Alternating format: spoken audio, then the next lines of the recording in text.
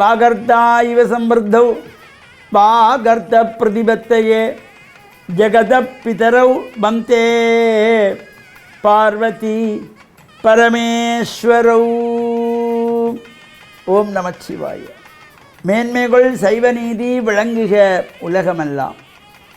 நோயற்ற வாழ்வே குறைவற்ற செல்வம்.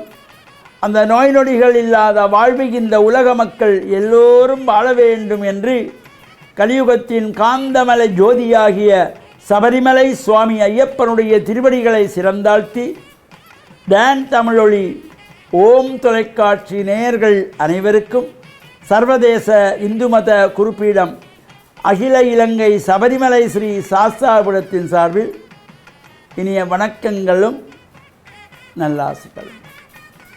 இன்றும் மங்களகரமான குரோதி வருஷம் ஆனி மாதம் 16ஆம் நாள் 30/6/2024 ஞாயிற்றுக்கிழமை.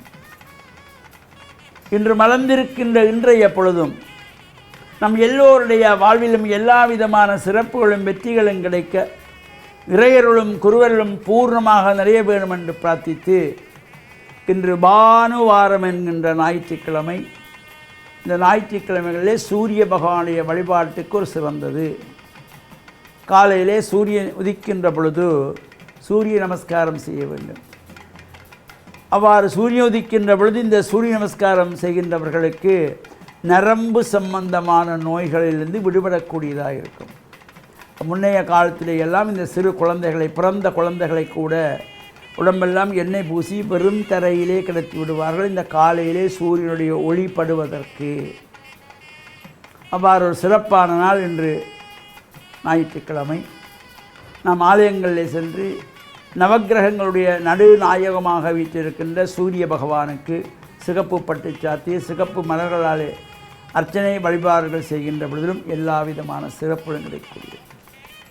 நாம் இந்த ஆலய வழிபாடோடு நாம் இந்த உலகுக்கு வருவதற்கு மூல காரணமாக இருந்த பெற்றோர்கள், தாய் தந்தையர்கள், அவர்களை பேணி பாதுகாக்க வேண்டும். வயதான காலத்திலே பெற்றோருக்கு உறுதுணையாக நாம் இருக்க வேண்டும். அவர்களுக்கு வயசாகிவிட்டது, கண்ணு பார்வை தெரியவில்லை, காது கேட்பதில்லை, நடக்க முடியவில்லை என்றால் அவர்களை ஒதுக்கி வைக்கக்கூடாது. நாம் குழந்தைகளாக இருக்கின்ற பொழுது, கண்ணிருந்தும் பார்க்க முடியாமல் இருக்கின்ற பொழுது, காலிலிருந்தும் நடக்க முடியாமல் இருந்த பொழுது நம்மை கண்ணை இமை பாதுகாப்பது போல காத்தவர்கள் நம் பெற்றோர்கள். நாம் குழந்தையாக இருந்து வளர்ந்து வருகின்ற வரையிலே பல்வேறு சிரமங்களை எல்லாம் சந்தோஷமாக ஆனந்தமாக ஏற்றுக்கொண்டவர்கள் பெற்றோர்கள். அவர்களுக்கு வயசானதும் அவர்களை ஒதுக்கிவிடக்கூடாது, தனிமைப்படுத்திவிடக்கூடாது.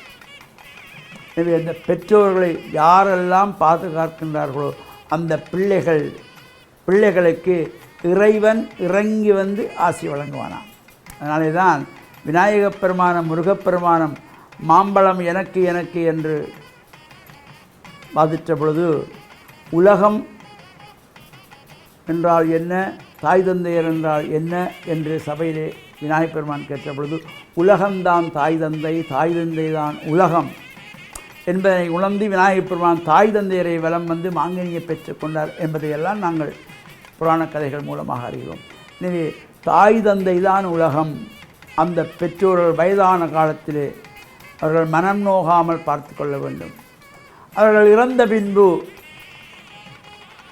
ஊருலகத்துக்காக நாங்கள் அன்னதானம் போடுவதோ அன்னதானம் நடத்தி கட்டுவதோ பலன் கிடையாது. வாழுகின்ற காலத்தில் அவர்களை சந்தோஷமாக பார்க்கின்ற பிள்ளைகள் மறைந்த பின்பு அவர்களுக்கு திதி கூட செய்ய வேண்டிய அவசியம் இல்லையா. வாழுங்காலத்தில் சந்தோஷமாக பெற்றோர்களை பார்த்து கொள்ள வேண்டும். வயதான காலத்திலே அவர்களுக்கு உறுதுணையாக இருந்து வேண்டியவற்றை செய்து நாம் குழந்தையாக இருக்கிற பொழுது நமக்காக வாழ்ந்த பெற்றோர்கள் இப்பொழுது வயதாகிவிட்டால் அவர்களை தனிமைப்படுத்தி விடாதீர்கள், முதியோர் இல்லங்களில் சேர்த்து விடாதீர்கள். அவர்களுக்கு வேண்டிய பணிவுகளை செய்து அன்பாக அரவணைத்து கொள்ளுங்கள். என்றும் அவர்களுடைய அன்பும் ஆசையும் நிலைக்கின்ற பொழுது வாழ்வு என்றும் சிறப்படையும் என்ற நல்ல சிந்தனையோடு டான் தமிழொலி ஓம் தொலைக்காட்சி நேயர்கள் அனைவருக்கும் சர்வதேச இந்து மத குருகுலம் அகில இலங்கை சபரிமலை ஸ்ரீ சாஸ்தாபுரத்தின் சார்பில் நல்ல ஆசிகளை கூறிக்கொள்வதில் மனமகிழ்வு கொள்கிறோம். சர்வே ஜனாக சுகினோ பவந்து சமஸ்த மங்களானி சந்து. சுபம்.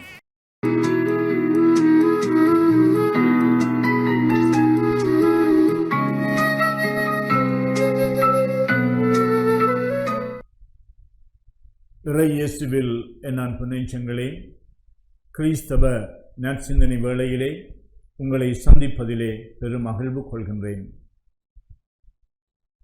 எங்களுடைய காதுகளுக்கு சில செய்திகள் எட்டுகின்ற பொழுது நாங்கள் மகிழ்ச்சி அடைகின்றோம், மன நிறைவு கொள்ளுகின்றோம், சந்தோஷப்படுகின்றோம்.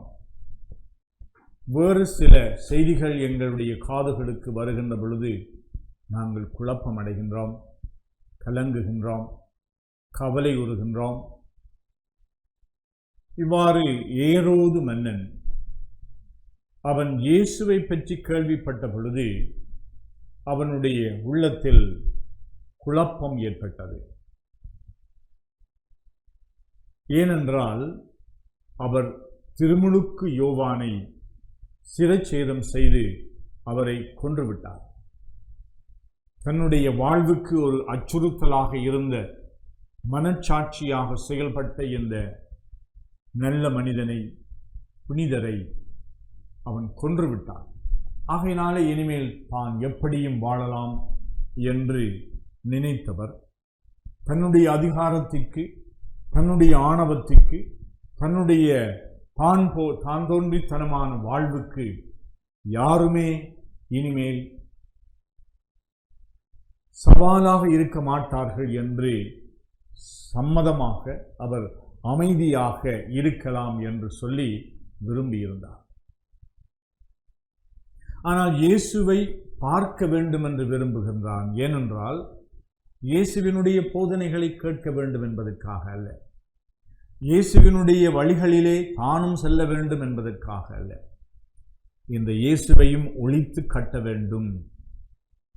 இந்த இயேசு இருக்கக்கூடாது. ஒரு இறைவாக்கினராக ஒரு மனிதன் இந்த சமூகத்திலே இருந்தால் அவர்களால் எங்களுக்கு அச்சுறுத்தல் இருக்கும் என்று அஞ்சினான். அதனால் தான் குழப்பமடைந்தான். சில வேளைகளிலே எங்களுடைய வாழ்வில் நாங்கள் மற்றவர்கள் இல்லையே, அவர்கள் இறந்து போனார்கள், அவர்கள் எங்கோ தூரத்திற்கு சென்று விட்டார்கள், அவர்களுடைய பெயரை நான் கெடுத்து விட்டேன், அவருடைய பதவிகளை எல்லாம் நான் இறக்கிவிட்டேன், அவர்கள் எனக்கு இனிமேல் அச்சுறுத்தல் இல்லை என்று சொல்லி நாங்கள் எங்களை அமைதிப்படுத்தலாம். எங்களிலே நாங்கள் இனிமேல் நான் நினைத்தபடி வாழலாம், நான் நினைத்தபடி செய்யலாம் என்று சில வேளைகளிலே நாங்கள் மகிழ்ச்சி கொள்வதுண்டு. அந்த குறுகிய மகிழ்ச்சி மீண்டும் எங்களுக்கு அது ஒரு குறுகியதாகவே இருந்து மீண்டும் எங்களுடைய மனச்சாட்சியை குத்துவதற்கு, எங்களுடைய மனச்சாட்சியை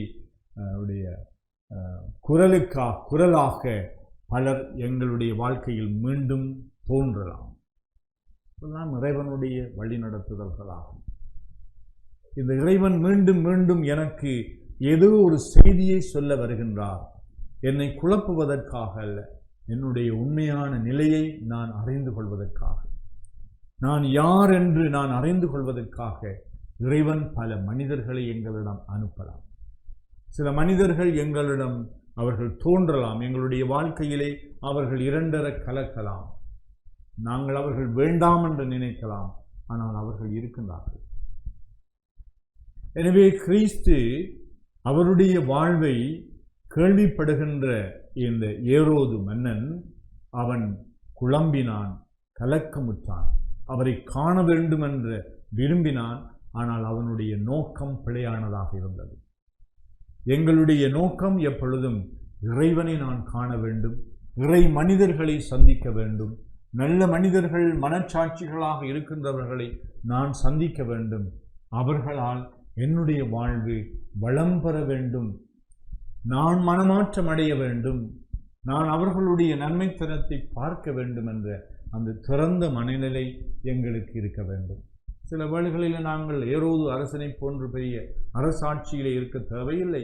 சாதாரணமாக எங்களுடைய வாழ்க்கையில் நாம் எப்படி அடுத்தவர்களை பார்க்கின்றோம், எங்களுக்கு வேண்டுதற்குரியவர்களாகவோ அல்லது அவர்கள் எங்களுக்கு அச்சுறுத்தலாகவோ நாங்கள் பார்க்கலாம். இங்கு நாங்கள் ஒவ்வொரு மனிதரும் எங்களுடைய வாழ்வை மெருகூட்டுவதற்கு, பலப்படுத்துவதற்கு, நன்மைத்தனத்திலே நாங்கள் வளருவதற்கு தேவையானவர்கள் இறைவனால் அனுப்பப்படுகின்றவர்கள் என்ற அந்த மனநிலையோடு அடுத்தவர்களை நாங்கள் அணுகுவோம், அவர்களை சந்திப்போம், உண்மையாகவே நாங்கள் சந்திப்போம். அவர்களை நாங்கள் மீண்டும் அழித்து கொள்வதற்காக, அவர்களை துன்பம் வருவிப்பதற்காக சந்திப்பதற்கல்ல, நல்ல நோக்கத்தோடு நாங்கள் சந்திப்போம். ஒவ்வொருவரும் என்னுடைய வாழ்வுக்கு ஏதோ ஒரு நன்மை செய்வார்கள் என்ற அந்த மனநிலையோடு அவர்களை சந்திப்போம். அவர்களுக்கு நான் என்ன நன்மை செய்யலாம் என்ற அந்த மனநிலையோடு நாங்கள் அவர்களை சந்திப்போம். அதனாலே ஒவ்வொரு சந்திப்பிலும் இறைவனை நாங்கள் சந்தித்துக் கொள்வோமாக. ஆமாம்.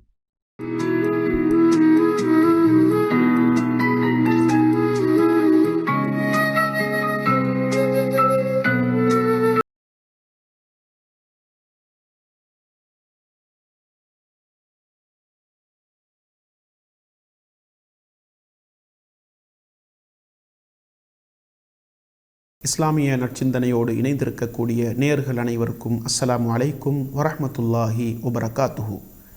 இன்றைய நற்சிந்தனையில் ரசூலுல்லாஹி ஸல்லல்லாஹு அலைஹி வஸல்லம் அவர்களுடைய மன்னிக்கக்கூடிய உணர்வு, விட்டு கொடுக்கக்கூடிய பண்பு எப்படி இருந்தது என்பதை சில வரலாற்று தொகுப்புகளினூடாக உங்களுடைய கவனத்திற்கு கொண்டு வரலாம் என்று ஆசைப்படுகின்றேன். அன்புள்ள சகோதர சகோதரிகளே, ரசூலுல்லாஹி ஸல்லல்லாஹு அலைஹி வஸல்லம் அவர்கள் இந்த உலகத்திலே எவரும் துன்புறுத்தப்படாத அளவுக்கு, எவரும் சித்திரவதை செய்யப்படாத அளவுக்கு துன்புறுத்தப்பட்டார்கள், கஷ்டப்படுத்தப்பட்டார்கள், சொல்லனா துன்பங்களை அனுபவித்தார்கள். அந்த நேரங்களிலெல்லாம் நபிகளார் ஸல்லல்லாஹு அலைஹி வஸல்லம் அவர்கள் விட்டு கொடுக்கக்கூடியவர்களாக, மன்னிக்கக்கூடியவர்களாக இருந்தார்கள் என்பதை வரலாறு எங்களுக்கு சொல்லிக் கொண்டிருக்கின்றது. குறிப்பாக சொல்வதாக இருந்தால், ஒரு சந்தர்ப்பத்திலே நபிகளார் ஸல்லல்லாஹு அலைஹி வஸல்லம் அவர்களுக்கு ஆட்டிறைச்சியை பொரித்து அதன் முன்னஞ்சந்தில் நஞ்சை ஊட்டி நபி அவர்களை கொலை செய்வதற்காக வேண்டி ஒரு பெண்மணி திட்டம் தீட்டுகின்றாள், சதித்திட்டம் செய்கின்றாள். அந்த நேரத்திலே நபி அவர்கள் ஓரிரு துண்டுகளை உட்கொண்டதற்கு பிறகு அல்லாஹு தஆலா நபி அவர்களுக்கு அந்த செய்தியை அறிவிக்கின்றான், இந்த மாமிசத்திலே நஞ்சூட்டப்பட்டிருக்கின்றது, சாப்பிட வேண்டாம் என்று. உடனே சாப்பிடுவதை நிறுத்திவிட்டு தோழர்களையும் சாப்பிட வேண்டாம் என்று தடுத்துவிட்டு அந்த பெண்மணியை அழைக்கின்றார்கள் அல்லாஹ்வின் தூதர்.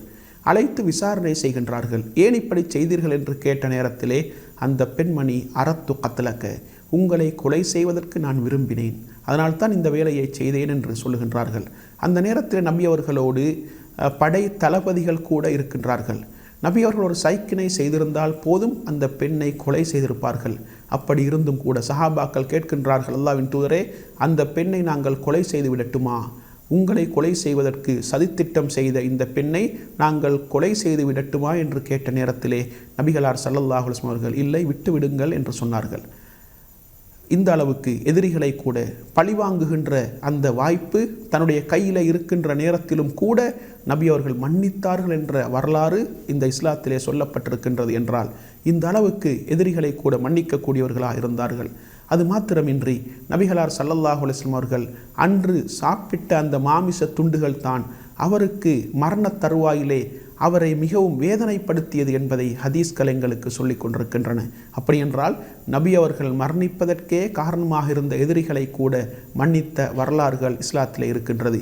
அதே போன்று எங்களுக்கு தெரியும், ஒரு முறை யமாமா பிரதேசத்திலே ஒரு கோத்திர தலைவராக இருந்த சுமாமா என்ற ஒருவர், அவர் இஸ்லாத்திற்கு வருவதற்கு முன்னால் பல சூழ்ச்சிகளை செய்தவர், இஸ்லாத்திற்கு பல சதிகளை செய்தவர், பல தோழர்களை கொன்று குவித்தவர்.